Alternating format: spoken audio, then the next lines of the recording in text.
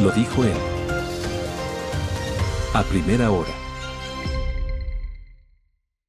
De la mañana con 35 minutos, ya lo habíamos informado también previamente. Está con nosotros María Fernanda Álvarez en unos minutitos. Ella es abogada especialista en derechos humanos, porque queremos abordar con ella, hablar de lo que está ocurriendo ahora mismo en la Amazonía. La minería ilegal en Ecuador ha escalado a niveles alarmantes, convirtiéndose ya, y según muchos reportes, en una amenaza directa para los derechos humanos, la biodiversidad y sobre todo la seguridad nacional. Esta actividad, ya lo han dicho y lo han ratificado también, incluso información de portales de periodismo, ha generado desplazamientos forzados, violencia y graves impactos ambientales. Comunidades enteras han sido también obligadas a abandonar sus territorios debido a la expansión acelerada de actividades mineras ilícitas, especialmente en zonas fronterizas y áreas protegidas. Ya está con nosotros entonces María Fernanda Álvarez, abogada especialista en derechos humanos. Doctora, muy buenos días, muchísimas gracias por estar aquí con nosotros. Muy buenos días, Andrea, muchísimas gracias por el espacio. Bien, hacía, digamos, o ponía en contexto un poco de lo que está ocurriendo ahora mismo con la minería ilegal aquí en el Ecuador, y quisiera su visión un poco más general. Bueno, Andrea, y reitero el agradecimiento por el espacio, todo lo que usted acaba de presentar como una introducción a esta problemática que en este momento llama la atención del país en general, a raíz de los lamentables sucesos que se dieron con la vida de los militares. Es una situación que la población en Napo ha venido alertando desde hace ya bastante tiempo. No es reciente. Más o menos desde el 2020, diferentes organizaciones sociales, ambientales, la FOIN, como la Federación de Organizaciones y Nacionalidades Indígenas de Napo, ha venido alertando, en primer lugar, de la expansión minera en la provincia de Napo. La expansión minera que en principio se cataloga como legal, pero incluso esa expansión minera catalogada como legal tiene situaciones de ilegalidad y un tema fundamental que es la falta de consulta previa, libre e informada para esas actividades, incumpliendo así lo que dice la Constitución. Esa sería una de las ilegalidades que están ocurriendo con estas incluso concesiones que se denominan legales. Exactamente, Andrea. Esa sería una de las principales ilegalidades, ilegitimidades, inconstitucionalidades. No se ha realizado consulta previa, libre e informada para las concesiones llamadas legales que están en la provincia de Napo. Eso podría entonces, digamos, traer a colación que ahora mismo ya no es un problema solo ambiental, sino de derechos humanos lo que está ocurriendo con la minería de manera general. Por supuesto que sí. Y el tema ambiental es también un elemento importante respecto a las violaciones a los derechos humanos de la población en Napo con la presencia de la minería legal e ilegal. Y ahí otro tema, a propósito de lo que le decía, de que las organizaciones, la población en Napo ha venido alertando de esta situación, no de ahora, desde el 2020 más o menos, pero ya desde el 2022 tenemos una sentencia constitucional que hasta la fecha no se ha cumplido en su totalidad y que da cuenta precisamente de las irregularidades ambientales de las concesionarias mineras que tienen el calificativo ilegal.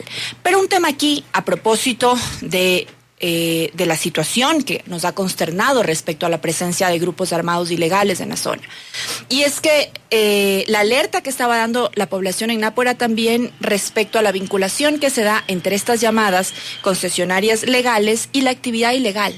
Porque hay muchas concesionarias que tienen su área de concesión para poder realizar su actividad minera y en esa área permiten la intervención de operadores ilegales. ¿Por qué? Porque así se pueden sustraer del cumplimiento de regulaciones ambientales, por ejemplo, y de regulaciones administrativas. Entonces ellos van a decir, yo no estoy haciendo nada, pero claro, quien está haciendo son los operadores ilegales que actúan en sus zonas de concesión con el permiso, si es que quiere, tácito de estas concesionarias legales. Es preocupante lo que nos cuenta porque entonces eso, digamos, tiene una línea delgadita entre la minería que ahora mismo ha sido o ha tenido concesiones legales con esta minería ilegal que está funcionando a vista y paciencia de los mismos quienes están ejerciendo, si se quiere, la minería legal. Por supuesto, esa es una línea súper delgada y ahí lo que está pasando es que el Estado ecuatoriano en su conjunto se está viendo afectado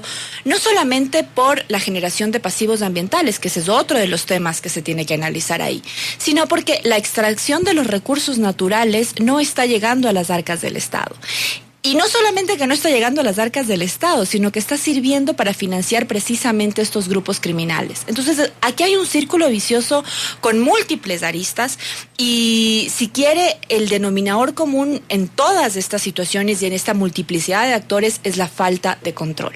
Esa falta de control que organizaciones como la FOIN, organizaciones ambientalistas de INAPO ha venido denunciando, como le digo, desde hace varios años. Esto empieza 2020 con el tema de las alertas, pero al menos desde el 2022 ya tenemos una sentencia en la que se refleja esto. Tenemos incluso, yo lo decía al inicio de esta entrevista, este tipo de investigaciones que dan cuenta sobre todo de que estas estructuras criminales operan con el conocimiento y complicidad a veces de autoridades locales, de empresas concesionarias, de funcionarios estatales. Ustedes han tenido conocimiento de casos específicos y tal vez han podido hacer, digamos, uso de la justicia respecto de estas alertas, de estas alarmas. A ver, en cuanto al uso de la justicia, como le decía, hay una sentencia dentro de una acción de protección, tiene una sentencia de apelación de abril del 2022. Pero sobre estos casos específicos, tal vez... ¿De criminalidad? Sí, de estas estructuras que operan incluso con apoyo, complicidad de funcionarios estatales, de autoridades locales. A ver, han habido denuncias a las instituciones de control. Por supuesto, han habido denuncias, si quiere, esto en el marco de lo administrativo, ¿no? Sin escalar a el tema ya puntual de la justicia penal. En casos específicos que yo conozca, pero en la sentencia a la que yo le hago referencia, el juez dispone que se remita el expediente a Fiscalía para que se investigue precisamente la actuación o la presunta actuación de minería ilegal, de operadores ilegales en estas áreas. Entonces, sí hay casos que se han puesto en conocimiento de Fiscalía, pero las investigaciones no avanzan. Como le digo, pese a que esta ha sido una alerta que se ha levantado desde hace algún tiempo, desafortunadamente, lamentablemente, ha tenido que pasar lo que pasó con los militares para que esto se pueda generar precisamente este eco a nivel nacional y particularmente a nivel de las autoridades locales. Que se regrese de las autoridades centrales. Para que se regrese a ver, si se quiere, ¿no?, a esta problemática. ¿Qué ocurre con las comunidades? Yo veía y en digamos, esta información que también nos llega a nosotros, estos desplazamientos de comunidades, y como decía yo, ya no es un problema solo ambiental, ya no se daña solo la naturaleza, sino que ya hay, digamos, comunidades que han tenido que ser desplazadas. ¿Cuáles son? ¿De cuántas personas estamos hablando también en estas comunidades que han tenido que emigrar, que han tenido que dejar sus espacios por la minería? A ver, el tema de la actuación de los grupos armados en Napo, pero no exclusivamente en Napo, sino en todas las provincias de la Amazonía en la que tenemos actividad extractiva, es complejo en términos de actuación, en términos incluso de identificar un caso específico, porque las formas de actuación de estos grupos criminales incluso empiezan con vincularse con la misma comunidad, con llegar a la comunidad, por ejemplo, con ofrecimientos ante la ausencia estatal, con hacerse parte de la misma comunidad. ¿Ofrecimientos como cuáles? Recordemos que, y para hablar específicamente de la provincia de Napo, las comunidades indígenas en su gran mayoría no tienen acceso a agua potable, no tienen acceso a servicios básicos, tienen un muy mal acceso a la salud y da cuenta de eso también la reciente, digamos, crisis que pasó correctamente. Y ya ni se diga de temas de acceso a empleo o fuentes de ingreso. Entonces, esto pasa también por una ausencia del Estado. Y respecto a la vinculación de los índices de criminalidad con la presencia de actividad extractiva, en la organización a la que represento hicimos un estudio estadístico respecto a con información oficial de Fiscalía, del Consejo de la Judicatura. Por supuesto, subregistros, porque tenemos que entender que precisamente por la forma en que operan estos grupos criminales, la identificación de sus casos específicos reviste complejidad. Porque no solamente, como le decía, operan, digamos, haciéndose parte de la comunidad, llegando con ofrecimientos, pero también a través de amenazas. Tal vez los miembros de las comunidades también se encuentran amenazados. Entonces es una complejidad de mecanismos o de estrategias que utilizan estos grupos. Y estadísticamente nosotros tuvimos ahí Napo, y por eso la importancia de regresar a ver a Napo, porque en Napo la situación empieza. No así en Orellana, en que tenemos situaciones de criminalidad muchísimas más complejas y tasas, índices de criminalidad muchísimo más altas. Uno puede ver ahí entonces la relación directamente proporcional entre la presencia de actividad extractiva y los índices de criminalidad. ¿Y en datos qué pudieron ver en Napo? En Napo empieza a incrementar, por supuesto, delitos. Hay delitos como la trata de personas que también tienen un subregistro. Estos empiezan a aparecer, pero por supuesto los datos que tenemos son, sin lugar a dudas, mucho menores de lo que en realidad existe. Delitos contra la vida. ¿Cuáles son esos delitos datos? Contra la propiedad. A ver, lo que pasa es que en Napo usted no tenía presencia de trata. Entonces, si es que yo tengo un incremento de denuncias de trata en el 2000, esto lo hicimos en un periodo de 5 años, ¿no? O sea, con corte, lo hicimos en 2024, es decir, lo empezamos desde 2019. Entonces, a 2019 usted no tenía incidentes. Y luego, conforme van pasando los años, se empiezan a registrar y hay un incremento, por ejemplo, inicial. A mí me aparecen 2 casos de trata de 2019 a 2020. Parecen mínimos, pero el tema es que en porcentaje, si es que yo antes no tenía nada y empiezo a tener esa presencia, ya me da cuenta precisamente de que empiezo a tener un fenómeno que antes no tenía. Y me llama a preguntarme por qué razón tengo esto que antes en esta provincia no la tenía, y se asocia con el incremento de la presencia de la actividad minera. A partir del 2020, en Napo empieza esta expansión minera importante. Entonces ahí se puede ver la vinculación. En cifras también digamos, de esta expansión, ¿tienen ya datos específicos de cómo se ha expandido en Napo? A ver, en este momento hay 146 concesiones mineras en la provincia de Napo. Los estudios dan, más o menos, porque por supuesto, para ser exactos, habría que hacer un estudio específico, de más o menos unas 7,000 hectáreas de pasivos ambientales en la provincia de Napo. 3 ríos muertos. Yo le había pasado ahí una foto, porque eso fue presencia en territorio, y usted puede ver ahí un río que está perfectamente sano y 10 minutos más adelante un río que es un río muerto. Hay 3 ríos muertos en el cantón Carlos Julio Arosemena Tola. Como le decía, estas 146 concesiones mineras que no han realizado ninguna de esas, consulta previa, libre e informada. Hay también investigaciones científicas, me parece que usted las mencionaba al inicio. Tenemos una investigación de la Universidad de Iquiam, y hasta a poquito entregó también la Universidad San Francisco su estudio técnico respecto a cómo está la situación de la contaminación en Napo, y da, por ejemplo, cuenta de que el río Napo, que es el más emblemático de la provincia en este momento, tiene niveles 500 veces mayores de las permitidas de presencia de mercurio, cadmio, plomo en las aguas del río Napo. Todos estos materiales, terriblemente nocivos para la salud. Y estos mismos estudios dan cuenta además de ya la presencia de este tipo de materiales en los peces que se encuentran en los ríos de la provincia. Entonces, hay estudios ya científicos de universidades Iquiam y San Francisco que dan cuenta en porcentajes, en datos estadísticos y objetivos de cómo está la contaminación producto de la minería en la provincia de Napo. Y ya le digo, la principal afectación, por supuesto, es a las fuentes de agua. Ok, también hay un dato interesante que ustedes dan cuenta de que se extraen diariamente 12 millones de dólares en oro cada día. Primero, ¿de dónde se saca esa cifra? Porque tal vez puede ser mayor o menor. ¿Cuál es esa fuente? ¿Y qué se está haciendo respecto a esta cifra alarmante? 12 millones de dólares en oro cada día. Bueno, que posiblemente puede ser, digamos, fuente de ingresos para el crimen organizado. Es que ese es precisamente lo que se ha denunciado. Es decir, no solamente es que ese dinero, imagínese, 12 millones, no solamente que no ingresan a las arcas del Estado, sino que financian. Esa cifra que usted está leyendo en este momento es de una ONG también, pero internacional, que ha realizado estudios justamente en la provincia. Se me escapa ahorita el nombre exacto de la ONG, pero sí, además que hay varias ONGs internacionales que han hecho estudios en la provincia respecto a ese impacto. Y un dato adicional, precisamente al monto de oro que se extrae. También se ha determinado que, por ejemplo, se necesitan alrededor de 50,000 galones de combustible de tipo diésel diarios para la producción.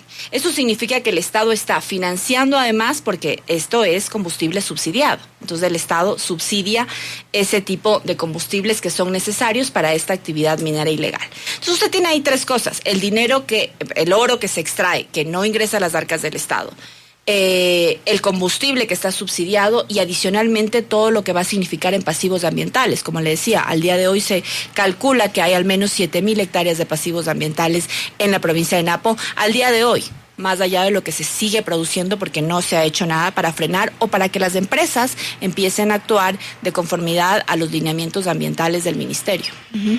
Quiero regresar a ver y nuevamente a estas comunidades y a a esta situación que usted nos comentaba de cómo opera la minería ilegal, cómo operan los criminales que están siendo parte de la minería ilegal dentro de las comunidades, porque se infiltran. Y en ese sentido, yo quiero preguntarle, en el proyecto de ley que el presidente Daniel Noboa ha enviado a la Asamblea Nacional, se habla sobre el tratamiento de la minería ilegal y se pone ahí como un objetivo militar a la minería ilegal. En ese sentido, podría ser que se militaricen zonas de minería ilegal y que haya, digamos, una fuerza directa por parte de las Fuerzas Armadas.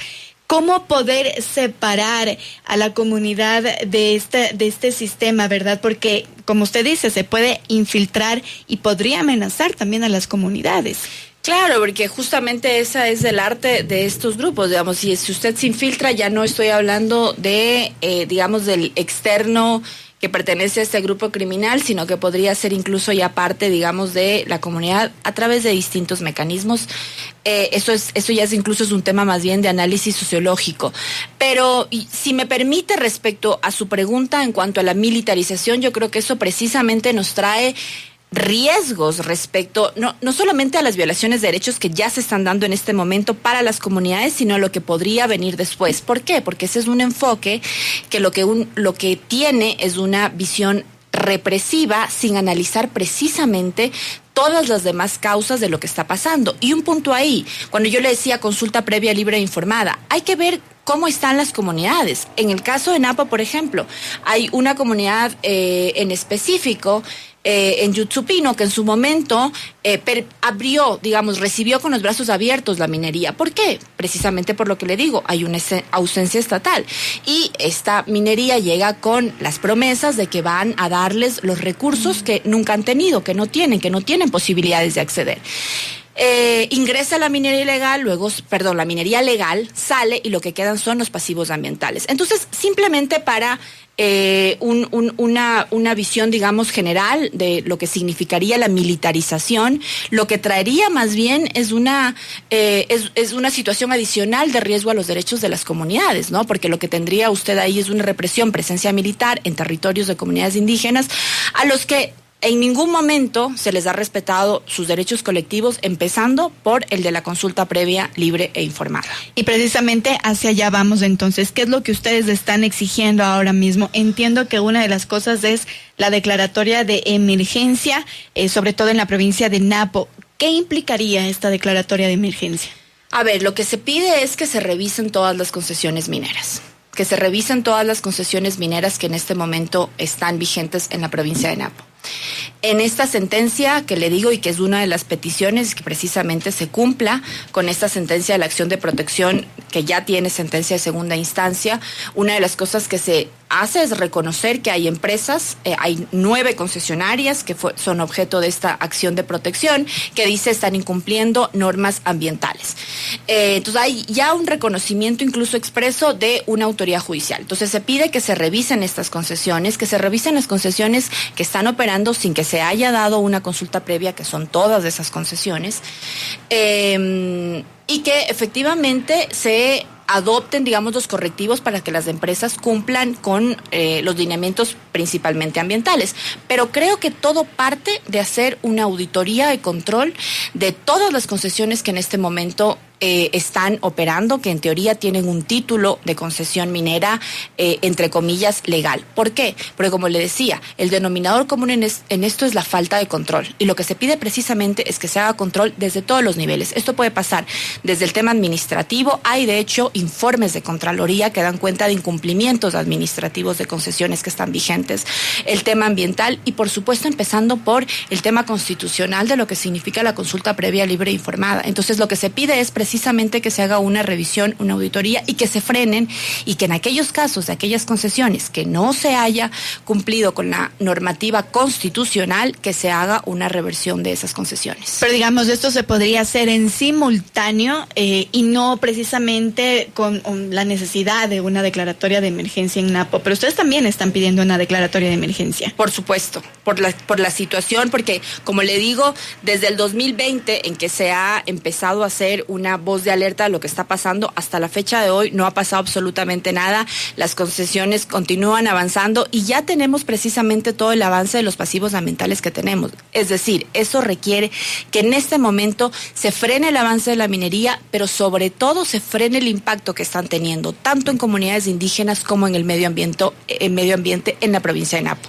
¿Se ha pedido oficialmente que se realicen estas auditorías a las concesiones mineras? Por supuesto. De hecho, como le digo, hay una sentencia vigente que no se está cumpliendo y que da cuenta precisamente de la importancia de hacer esta auditoría. Se han hecho múltiples denuncias a las autoridades, a la Agencia de Regulación y Control, al Ministerio de Energía y Minas, al Ministerio del Ambiente.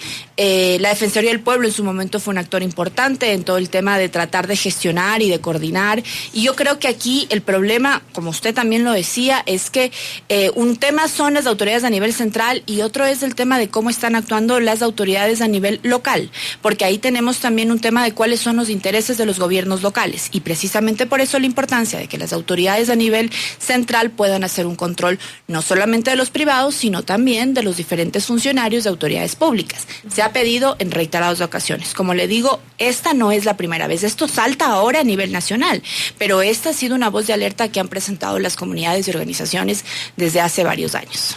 Y precisamente esa voz de alerta desde el 2020 no ha generado una respuesta estatal hacia esta problemática. ¿Se tiene tal vez un plan B? ¿Se tiene tal vez otra alternativa para que en efecto no pasen 4 o 5 años más y recrudezca esta criminalidad que genera también la minería ilegal? A ver, Andrea, creo que ahí las comunidades, la FOIN en particular y las otras organizaciones han echado mano de todos los mecanismos legales que tienen a su disposición. Están pidiendo en este momento precisamente por eso la declaratoria de emergencia, pero además están exigiendo el cumplimiento de una decisión judicial que tenemos. Ese es el extremo en el que estamos. Es decir, no solamente es que no, podría pasar que presenten una acción legal y que no les dan caso, pero tienen una sentencia a su favor en la mano que no se está cumpliendo. Entonces, parecería ser que después de eso lo que queda es que digamos, las personas afectadas tengan que escalar esto a niveles internacionales, y esa no es la idea, porque tampoco es demasiado efectivo. Y en este momento necesitamos acciones efectivas. Esperamos que con lo que acaba de pasar, con la alerta que acaba de generar la presencia de grupos armados en la zona, las autoridades entiendan la importancia de adoptar medidas que realmente sean efectivas y entiendan la importancia del control en todos sus niveles y respecto a todos los tipos de minería. Bien, María Fernanda, muchísimas gracias, doctora, por estar aquí en A Primera Hora. Muchísimas gracias, Andrea. Un buen día. Bien, conversábamos con María Fernanda Álvarez, abogada especialista en derechos humanos, sobre la minería ilegal en Napo. Primera plana. Todas las noticias, todas las voces.